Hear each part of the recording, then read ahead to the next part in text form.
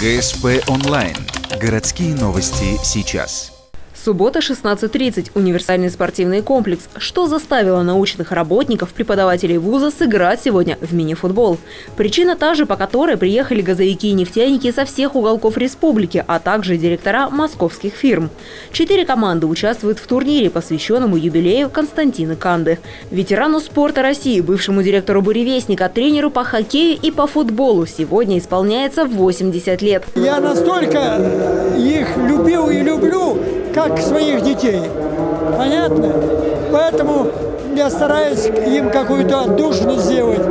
И себе праздник, и для них отдушина, так сказать, что встретить старых студенческих друзей. Турнир проходит по кубковой системе. Каждый матч в 2 тайма по 10 минут. Перерывы музыкальные. Болельщиков, или сегодня точнее сказать, гостей, развлекают танцами и песнями.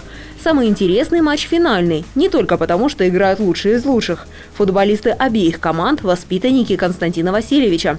В белом – команда УГТУ. За нее играют работники университета. В красном – выпускники вуза. Те, что 11 лет назад завоевали чемпионский титул в Голландии среди студенческих клубов. Я начала тренироваться с этими ребятами и, в принципе, знаю о всех успехах, которых они достигли.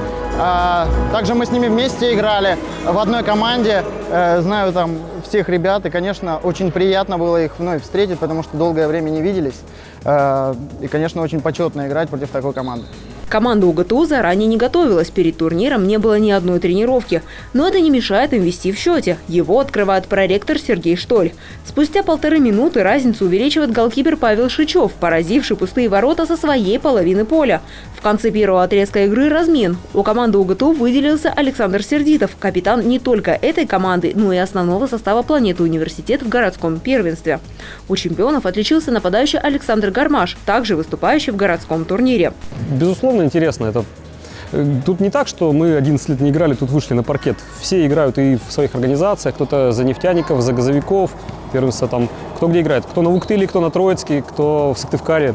В общем, форму поддерживает. Константин Васильевич привил нам любовь к спорту. Во втором тайме чемпионы сравняли счет. Олегу Федотову удалось записать в свой актив дубль. Основное время оканчивается ничьей на табло 3-3.